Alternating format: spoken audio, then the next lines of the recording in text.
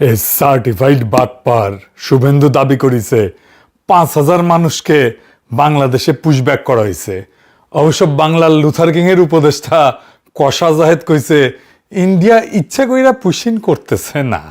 দেখেন, ভারতের পুশিন বাংলাদেশে যেটা করার চেষ্টা করছে, আমরা নিশ্চয়ই পশ্চিমবঙ্গের নির্বাচন ফলো করেছি।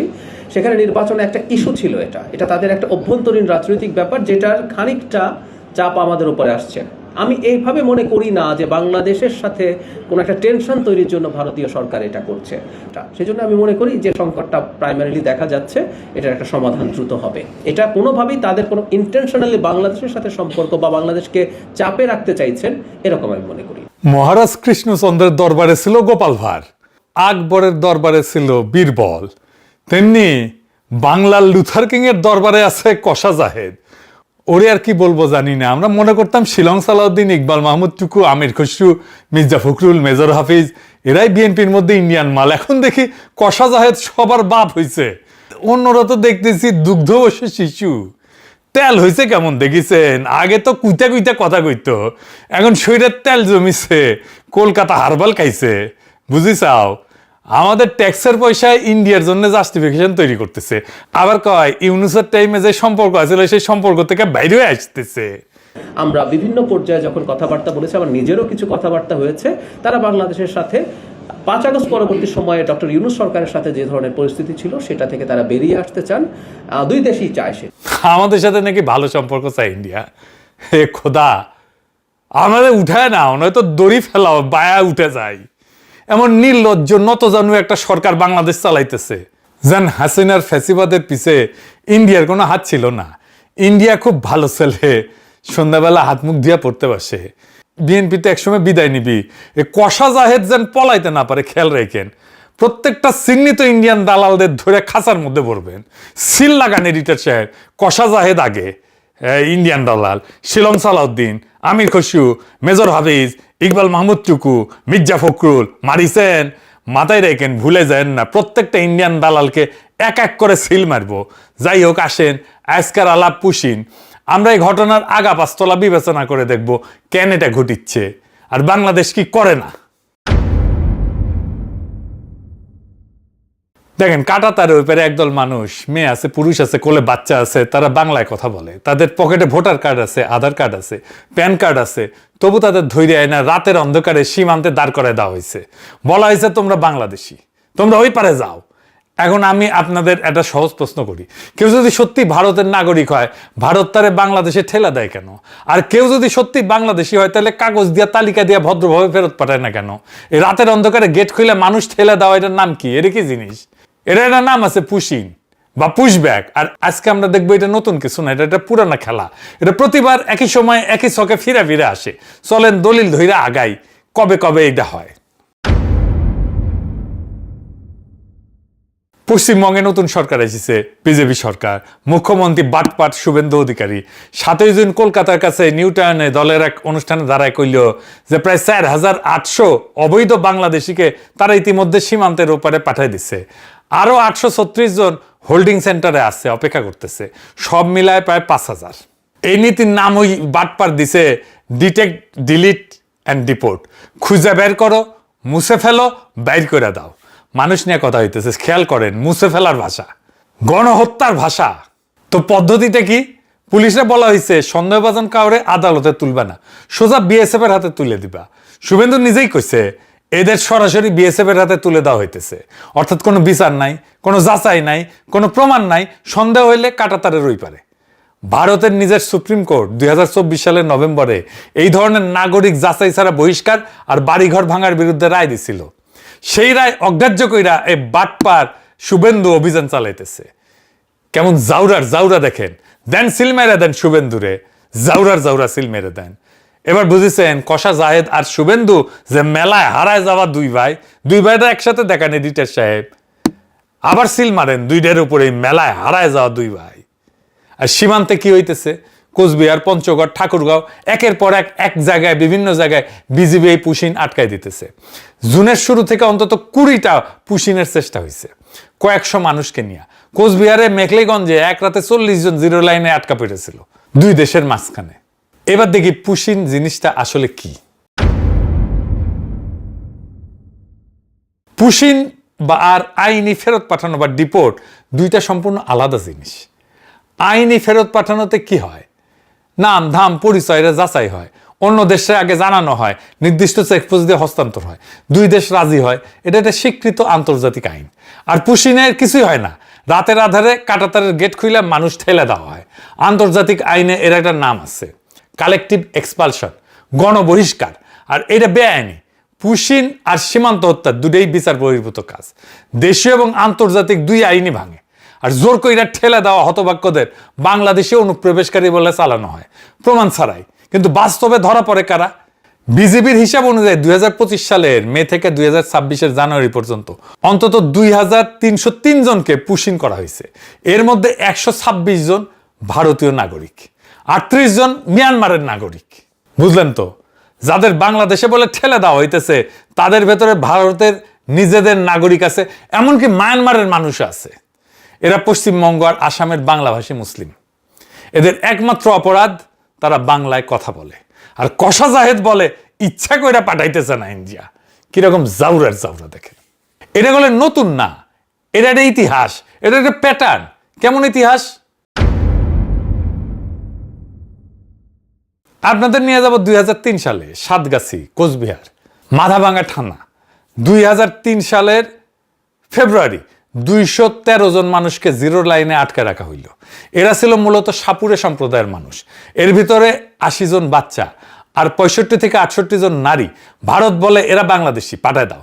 তখনকার বিডিআর বলে এরা বাংলাদেশি না। দুই পক্ষই নিতে অস্বীকার করে।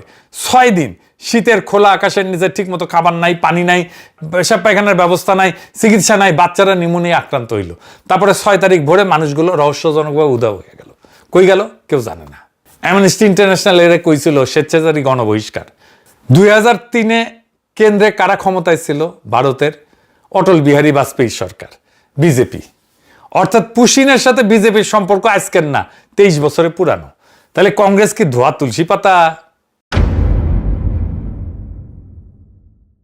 না, কংগ্রেসের আমলে পুশিন ঘটিছে সেই 1964 সাল থেকে। একটা আইন আছে, ফরেনার্স ট্রাইব্যুনাল। ফরেনার্স ট্রাইব্যুনালটা কি? নামটা শুনলে মনে হয় আদালতের মতো একটা ট্রাইব্যুনাল টাইপের ব্যাপার। না, এটা পুরাপুরি আদালত না, এটা একটা আধা বিচারিক সংস্থা। ইংরেজিতে এটা কয় কোয়াসি জুডিশিয়াল বডি। মূলত আসামে চলে। কাজ একটাই, ঠিক করা কে ভারতীয় আর কে বিদেশি। এর জন্ম 1946 সালের পুরানো ফরেনার্স অ্যাক্ট থেকে। আর 1964 সালের সরকারি আদেশে এই ট্রাইব্যুনালটা একটা আইনি রূপ পায়। অর্থাৎ এইটা ব্রিটিশ আমলের আইনের গর্ভে জন্মানো একটা যন্ত্র। এখন আসল মারি পাঁচটা শোনেন, কারণ এইখানে গোটা খেলাটা আছে। সাধারণ আদালতের নিয়ম কি? যে অভিযোগ করে তারাই প্রমাণ করতে হয়, তাই না? চোর বলতে হইলে আগে চুরি প্রমাণ করতে হয়, তাই না? কিন্তু ফরেনার্স ট্রাইব্যুনালের নিয়মটা উল্টা। এখানে রাষ্ট্র আপনারে বিদেশি প্রমাণ করে না, আপনারে নিজেরে ভারতীয় প্রমাণ করতে হয়। আইনের ভাষায় একে বলে বার্ডেন অফ প্রুফ। এটা আসামির ঘাড়ে। অর্থাৎ আপনি দোষী যতক্ষণ না নির্দোষ আপনি নিজে নিজে প্রমাণ করতে পারেন। কিভাবে কাজটা শুরু হয়? কিভাবে? পুলিশ একটা সন্দেহের রেফারেন্স পাঠায়, কিংবা ভোটার তালিকায় নামের পাশে একটা ডি অক্ষর বসায় দেয়। ডি ডি মানে ডাউটফুল, সন্দেহজনক। সন্দেহজনক ভোটার, ব্যাস। কোনো তদন্ত লাগে না, প্রমাণ লাগে না। সন্দেহের ভিত্তিতে একজন মানুষের ট্রাইব্যুনালে টানা হয়। আর তখন তার সারা জীবনের কাগজপত্র জোগাড় করে প্রমাণ করতে হয় সে ভারতীয়। ভাবেন একবার, আপনার বাবার জন্মের কাগজ, দাদার জমির দলিল, গরিব অশিক্ষিত একজন বাঙালি মুসলিম কৃষক বা শ্রমিক এই কাগজ পাবে কই? একটা বানান ভুল থাকলে, একটা তারিখের গরমিল, আর সেটারে মারাত্মক ধরে বিদেশি ঘোষণা করে দিতে পারে গুয়াহাটির আদালত। আর একবার বিদেশি ঘোষণা হইলে আটক, তারপরে কাঁটাতারের ওই পারে পার করে দাও। এই ট্রাইব্যুনালের সদস্যরা আবার স্থায়ী বিচারক না, রাজ্য সরকার চুক্তিতে নিয়োগ দেয়। আর করে কি, এদের উপরে একটা চাপ থাকে। কত বেশি মানুষকে বিদেশি ঘোষণা করতে পারলো তার উপরে এদের পারফরমেন্স মাপা হয়। তাহলে বুঝতে পারতেছেন, এটা নিরপেক্ষ বিচার না, এটা একটা ছাকনি, যেটা বানানোই হয়েছে নির্দিষ্ট একদল মানুষকে সাইকা বাইর করে দিতে। জানুয়ারি 2025 পর্যন্ত এই ট্রাইব্যুনাল প্রায় 1,66,000 মানুষরে অনিয়মিত অভিবাসী ঘোষণা করছে, অভারতীয় ঘোষণা করছে। 1,66,000, এটা গোটা শহরের মানুষের সমান। কাগজ কলমে রাষ্ট্রহীন করে দিছে। ইন্ডিয়া যেটা করতেছে এটা ভয়ঙ্কর কাজ। গরিব মানুষ এত পেপার সার্টিফিকেট এসব কি বুঝে? বাংলাদেশে যদি বাংলাদেশের গরিব হিন্দুদের যাদের ভিটামাটি নাই তাদের কাছে পেপার সার্টিফিকেট চায়, তাদেরকে হ্যারাস করা শুরু করে। আর ভারত থেকে অবৈধভাবে যারা আসতেছে এই ওসিলায় এদেশে গরিব হিন্দুদের ধরে ধরে বর্ডারে নিয়ে যায় যদি ঠেলে দেওয়ার চেষ্টা করে, ব্যাপারটা কি কেমন অমানবিক হবে দেখেন। কোনো সুশীল কষা জাহেদ বিএনপির মুখে এই সমস্ত শুনবেন না, কোনো আন্তর্জাতিক মিডিয়াতে এই সমস্ত কিছু পাবেন না। কোনো মুসলিম দেশ এই কাজ করলে দেখতেন সবাইকে আউকাউ লাগাই দিত। কিন্তু একটা মজার জিনিস কি জানেন, আওয়ামী লীগ ক্ষমতা থাকলে পুশিন হয় না। কেমনে? ইন্ডিয়া 1980-র দশক থেকে হাজার হাজার মানুষকে পুশব্যাক করে আসতেছে। ক্ষমতায় কে? এরশাদ আর জিয়া। 2003-এর বড় হয় পুশিন। ঢাকায় তখন কে ক্ষমতায়? খালেদা জিয়ার সরকার। আর এখন 2026 আওয়ামী লীগের আমলে একটাও পুশব্যাক হয় না। এর সাথে মিলান শান্তি বাহিনী কখন হয়? যখন আওয়ামী লীগ ক্ষমতায় থাকে না। এটা কি নিছক কাকতালীয় ব্যাপার? আওয়ামী লীগ ক্ষমতায় থাকলে দিল্লি পুশিন এড়ায় চলে, কারণ এতে বন্ধু সরকার বিব্রত হয়। আর আওয়ামী লীগ না থাকলে দিল্লির খরচ কমে যায়, তখন ঢাকা শত্রু হইয়া যায়, চাপে রাখা যায়, আবার ভিতরে হিন্দুত্ববাদী বহুত চাঙ্গা করা যায়। এক ঢিলে দুই পাখি।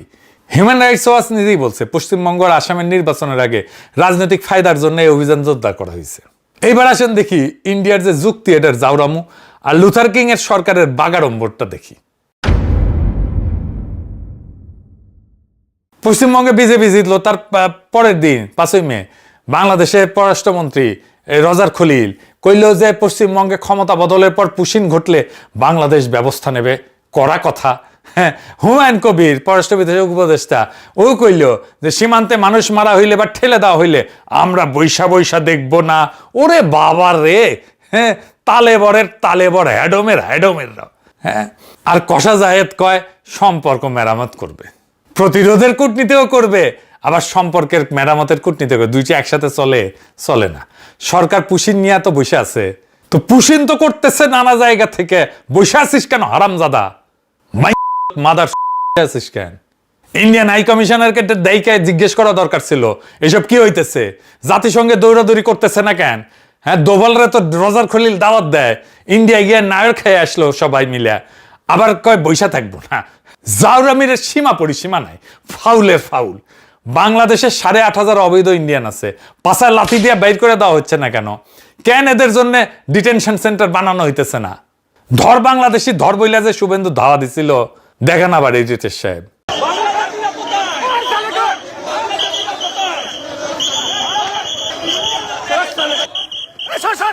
সব বাংলাদেশি মুসলমান, সব বাংলাদেশি মুসলমান, মুসলমান হিন্দু।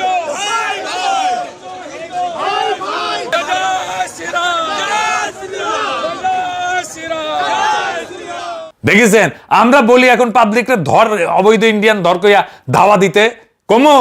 ওই আবার জাতিসংঘে নাকি রজার খলিল কিবা হইছে, বাংলাদেশের সফট পাওয়ার নাকি আকাশে উঠিছে। হ্যাঁ, তো জাতিসংঘে যায় কিছু করে না কেন? জাতিসংঘের একটা নীতি আছে, এটা ফ্রেঞ্চ শব্দ, নন রিফুলম নাম।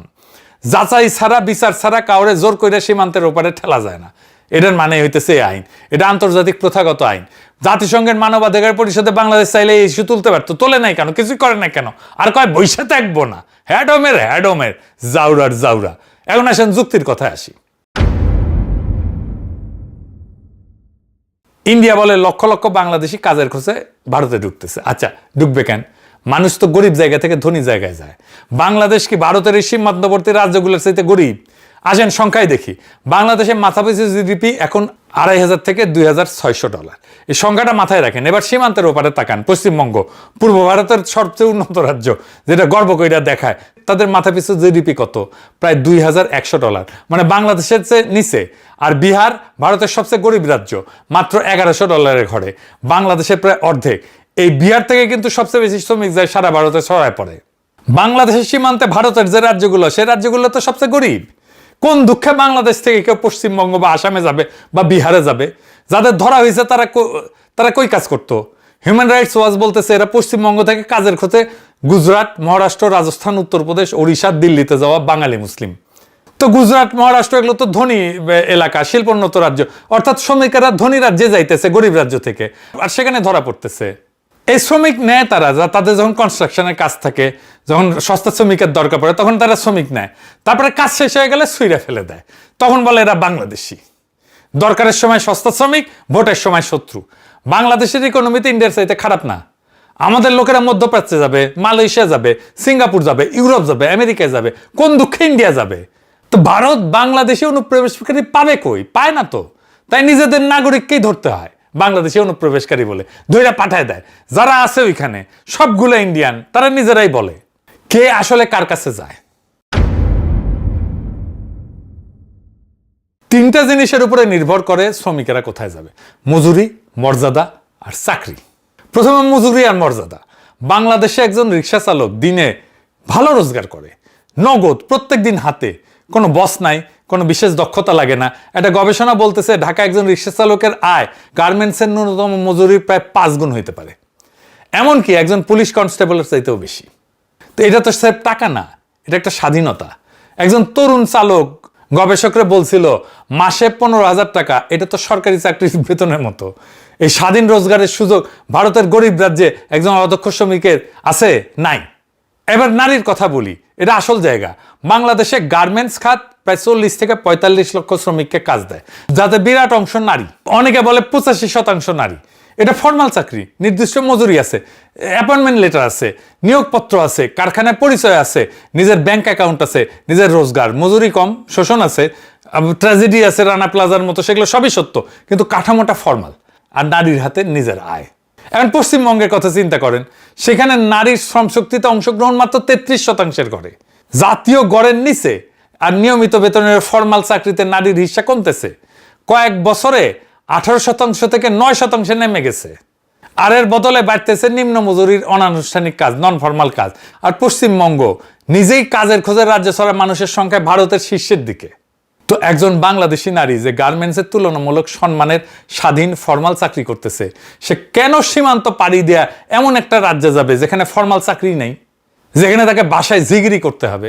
শ্রম তো সম্মান আর মজুরির দিকে যায়, উল্টা দিকে তো যায় না। বাংলাদেশে একটা একক খাত, এই গার্মেন্টস খাত, যত মানুষের ফর্মাল চাকরি দেয়, পশ্চিমবঙ্গে সেই মাপের রপ্তানি শিল্পই নাই। উল্টা পশ্চিমবঙ্গ থেকে মানুষ বাইরে হয়ে যাইতেছে। তাইলে শ্রম কোন দিকে বইবে? মানুষের মর্যাদার চাকরি চাইলে জিগিরি করতে যাবে সীমান্ত পাড়ি দিয়া। বাংলাদেশে 8,500 অবৈধ ইন্ডিয়ান কি করে রে? মাদারবোর্ড কষা জায়েদ আছে? কোনো উত্তর আছে? আর এই যে শুভেন্দু যে ধর বাংলাদেশি ধর বলে, কারে সে দাওয়া করতেছে? এই পুশিন কোনো বিচ্ছিন্ন ঘটনা না, এটা ভারতের ভেতরের ভোটের রাজনীতি আর আঞ্চলিক দাদাগিরির একটা পুরানো হাতিয়ার। সেই 1980 থেকে 2026 একই ছকে বারবার ফিরে আসে। আর ঢাকার পছন্দের সরকার না থাকলে এর লাগাম খুইলা যায়। আর সেই মানুষগুলোর অপরাধ কি? একটাই অপরাধ, তারা বাংলায় কথা বলে আর ধর্মে মুসলমান। নোম্যান্স ল্যান্ডে দুই ধারের কাঁটাতারের মাঝখানে আটকা পড়ে আছে সেই মানুষগুলা, যাদের অনেকেই আসলে ভারতের নাগরিক, অসহায় নাগরিক, যার ভিতরে আছে নারী, শিশু, বৃদ্ধ। খাওয়া নেই, দাওয়া নেই, গা ধোয়া নেই, কিচ্ছু নেই। সারাদিন এইভাবে পথে ঘাটে বসে আছি। আর কতদিন থাকতে হবে জানি না। আমার আব্বু আছে, আমার ভাই আছে, আমার মা আছে, আর আমার একটা দিদি আছে।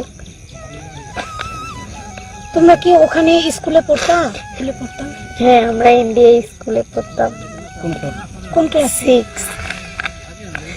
মাঝে মাঝে না খুব অসহায় লাগে। এই কি মুসলমানের নিয়তি সারা দুনিয়ায়? গাজার দিকে তাকান, কিছু করতে পারি না। ইরানের দিকে তাকান, কিছু করতে পারি না। রোহিঙ্গাদের দিকে তাকান, 10 বছর ধরে আমাদের ঘাড়ে আছে, কিচ্ছু করতে পারি না, ফিরিয়ে দিতে পারি না। আর এখন আমাদের নিজেদের ভাষার মানুষ, ভারতীয় বাংলাভাষী মুসলমান নোম্যান্স ল্যান্ডে এসে আটকা। আর আমিও কিছু করতে পারি না। একটা সভ্যতা, একটা উম্মা, যাদের এত টাকা পয়সা, যাদের এত বড় বড় শেখ, যাদের এত ইতিহাস, এত গৌরব, আজ তাদের সন্তানেরা, তাদের ভাইয়েরা কাঁটাতারের মাঝখানে দাঁড়ায় আছে। কোনো দেশ তাদের নিতে চায় না। কিন্তু একটা জিনিস আমরা পারি, আমরা মনে রাখতে পারি আর বলতে পারি, আমরা দলিল করে রাখতে পারি, যাতে কেউ একদিন বলতে না পারে আমরা জানতাম না, আমরা দেখি নাই। ওই কোলের বাচ্চাটার মুখ, ওই বুড়া মানুষটার চোখ, অন্তত ওইটুকু মনে রাখি। এইটুকুই আজ আমাদের হাতে। ওই মানুষগুলোর জন্য একটু দোয়া কইরেন, খোদা তাআলা তাদের হেফাজত করুক। তারা যেন সসম্মানে একদিন তাদের নিজেদের ভিটায় ফিরে যাইতে পারে, সেই কামনা করি। ইনকিলাব জিন্দাবাদ।